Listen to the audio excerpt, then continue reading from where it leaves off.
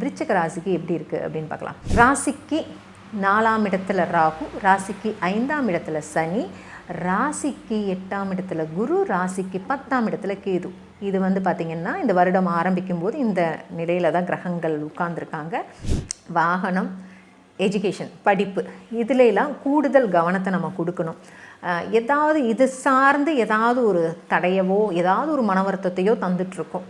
ஆனால் ஜூன் மாதத்துக்கு அப்புறம் தான் நீங்கள் இந்த விஷயங்கள்லாம் கவனமாக இருக்கணும். ஒரு கலக்கமோ, மனசில் ஒரு சஞ்சலம், சங்கடம், தேவையில்லாத ஒரு சந்தேகம், இதெல்லாம் இந்த சனி 5ஆம் இடத்துக்கு வந்ததுக்கப்புறம் உங்களுக்கு ஏற்பட்டிருக்கும். சனினாலே உழைப்பாளி அப்படின்னு அர்த்தம்.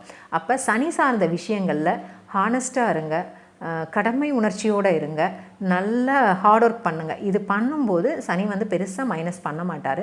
வாலண்டியராக மற்றவங்க விஷயத்தில் போய் உள்ளே நுழையாதீங்க. தேவையில்லாமல் உதவி, அதாவது தேவையில்லாத உதவின்னா அவங்களுக்கு தேவைப்படுற இடத்துல ஃபிசிக்கலாகவோ பணம் ரீதியாகவோ நீங்கள் ஒரு உதவி பண்ணுறீங்க, உங்களால் அது முடியுது, உங்கள் சக்திக்கு உட்பட்டதை நீங்கள் செய்கிறீங்க, அதனால் உங்களுக்கு பிரச்சனை வராதுன்னா தாராளமாக நீங்கள் செய்யுங்க. இங்கே வர குரு கொடுக்குற விஷயங்கள் ஸ்திரத்தன்மை குறைவாக இருக்கும். அதாவது நிலைத்ததாக கொடுக்க மாட்டார். வாமா மின்னல்ங்கிற மாதிரி சல்லுன்னு போயிடுவார். ஓகேங்களா? அவர் கொடுக்குற விஷயங்களுமே அப்படி தான் இருக்கும். விருச்சிக ராசிக்கு எப்படி இருக்குது அப்படின்னு பார்க்கலாம். ராசிக்கு 4ஆம் இடத்துல ராகு, ராசிக்கு 5ஆம் இடத்துல சனி, ராசிக்கு 8ஆம் இடத்துல குரு, ராசிக்கு 10ஆம் இடத்துல கேது. இது பார்த்திங்கன்னா இந்த வருடம் ஆரம்பிக்கும் போது இந்த நிலையில் தான் கிரகங்கள் உட்கார்ந்துருக்காங்க. ஸோ இந்த நிலைப்பாடில் எந்த மாதிரி பலன்களை நம்ம அனுபவிச்சிட்ருக்கோம் அப்படின்னு பார்த்திங்கன்னா, 4ல் ராகு இருக்குது. ஸோ அம்மா சார்ந்து ஏதாவது ஒரு கவலையோ, இல்லை அம்மாவுக்கு ஏதாவது ஒரு ஹெல்த் பிரச்சனையோ, மொத்தத்தில் அம்மாவை நினச்சி ஏதோ குட்டியாக நம்ம வருத்தப்படுற மாதிரி, கொஞ்சமாக வருத்தப்படுற மாதிரி தன்மையை கொடுக்கும். அடுத்து பார்த்திங்கன்னா வீடு, வாகனம், எஜுகேஷன், படிப்பு, இதிலெல்லாம் கூடுதல் கவனத்தை நம்ம கொடுக்கணும். ஏதாவது இது சார்ந்து ஏதாவது ஒரு தடையவோ ஏதாவது ஒரு மன வருத்தத்தையோ தந்துட்டுருக்கோம். 4ஆம் இடம் சுகஸ்தானம் இல்லைங்களா? அங்கே ராகு இருக்கும்போது என்ன ஆகும்னா, ஒன்று நமக்கு ஏதாவது ஹெல்த் பிரச்சனை சோர்வடைகிறது, இல்லையா நம்மளை சார்ந்தவங்களுக்கு ஏதாவது ஒரு ஹெல்த் ப்ராப்ளம் அதுக்காக நம்ம வருத்தப்படுறது. மொத்தத்தில் அந்த சுகஸ்தானம்ங்கிறது ஏதாவது ஒரு வகையில் பாதிப்படைகிறது. ஓகே. ஸோ ஆனால் இது பார்த்திங்கன்னா இந்த குருவோட பார்வை இருக்கிறனால மே மாதம் வரைக்கும் உங்களுக்கு ஓரளவுக்கு கண்ட்ரோலில் இருக்கும். நீங்கள் கரெக்டாக முயற்சி பண்ணி கரெக்டாக ப்ராப்பராக எடுத்துகிட்டு போயிட்டீங்கன்னா இதன் மூலமாக பெரிய வழிகள் நீங்கள் சந்திக்க நேரிடாது. ஆனால் ஜூன் மாதத்துக்கு அப்புறம் தான் நீங்கள் இந்த விஷயங்களில் கவனமாக இருக்கணும். 5ஆம் இடத்துல சனி, பொதுவாகவே மார்ச் மாதம் 5ஆம் இடத்துக்கு சனி வந்தார். நீங்கள் நல்லா நோட் பண்ணி பாருங்கள். 5ஆம் இடத்துக்கு சனி வந்ததுலேருந்தே பார்த்திங்கன்னா ஒரு இனம் புரியாத பயமோ, ஒரு கலக்கமோ, மனசில் ஒரு சஞ்சலம், சங்கடம், தேவையில்லாத ஒரு சந்தேகம், இதெல்லாம் இந்த சனி 5ஆம் இடத்துக்கு வந்ததுக்கப்புறம் உங்களுக்கு ஏற்பட்டிருக்கும். சரிங்களா? அப்போ குழந்தைகள் சார்ந்து ஒரு கவலை அந்த மாதிரி கொடுக்கும். பொதுவாகவேங்க சனி எந்த இடத்துல இருக்கிறாரு, எந்த இடத்த பார்க்குறாரு, அந்த இடங்களுக்கு கூடுதல் கவனத்தை நீங்கள் செலுத்தி 2 மடங்கு உழைக்கணுங்க. சனினாலே உழைப்பாளி அப்படின்னு அர்த்தம்.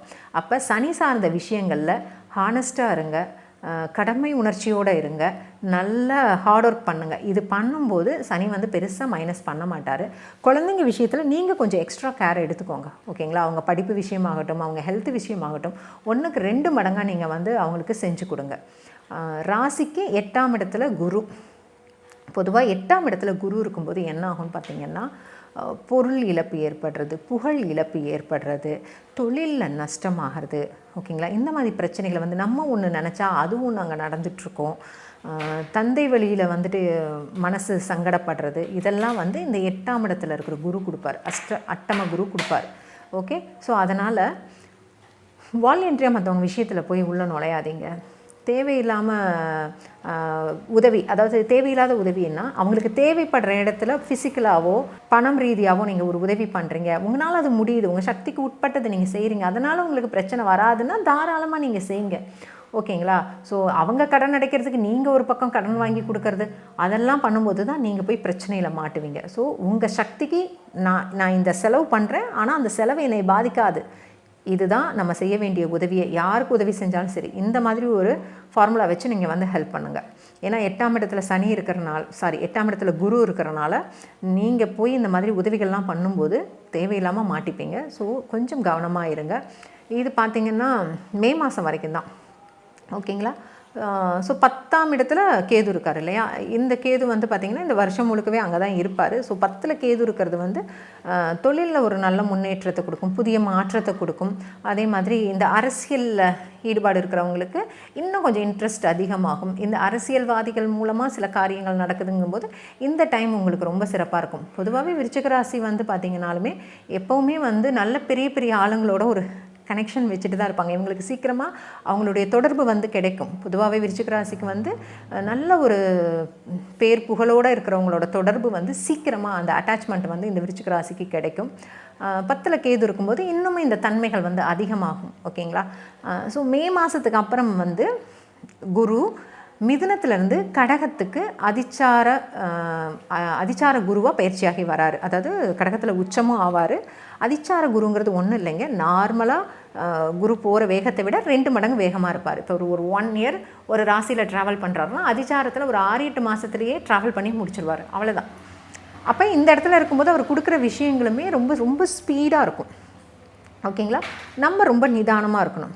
ஓகே. இப்போ 8ஆம் இடத்துல இருக்கிற குரு 9ஆம் இடத்துக்கு வராரு. 9ஆம் இடத்துக்கு குரு வர்றது அவ்வளோ ஒரு அருமையான அமைப்புங்க. ஏன்னா இவ்வளோ நாள் வந்து விருச்சிகம் நிறைய பிரச்சனைகளை வந்து ஃபேஸ் பண்ணிட்டு வந்திருப்பாங்க. அப்பா எந்த பக்கம் திரும்பினாலும் ஒரு அடி விழுதுடா அப்படிங்கிற மாதிரி இருந்திருக்கும். ஓகேங்களா. இப்படி திரும்ப முடியல, அப்படி திரும்ப முடியல, என்ன செஞ்சாலும் பிரச்சனை, என்னடா வாழ்க்கை அப்படிங்கிற மாதிரி ஓடிட்டு இருந்திருக்கும். இதுக்கு எல்லாத்துக்குமே தீர்வு, அதாவது சூரியனை கண்ட பனித்துளி போல் உங்களுடைய பிரச்சனைகள் அத்தனையும் அப்படியே பறந்து போகுது. 9ஆம் இடத்துக்கு வர குரு பார்த்திங்கன்னா அதிச்சாரத்தில் வராரு. அதில் அதிச்சாரத்தில் வர்றது ஓகே. அதில் முக்கியமாக நீங்கள் கவனிச்சிக்க வேண்டிய விஷயம் என்ன அப்படின்னு பார்த்திங்கன்னா, இங்கே வர குரு வந்து கொடுக்குற விஷயங்கள் ஸ்திரத்தன்மை குறைவாக இருக்கும். அதாவது நிலைத்ததாக கொடுக்க மாட்டார்.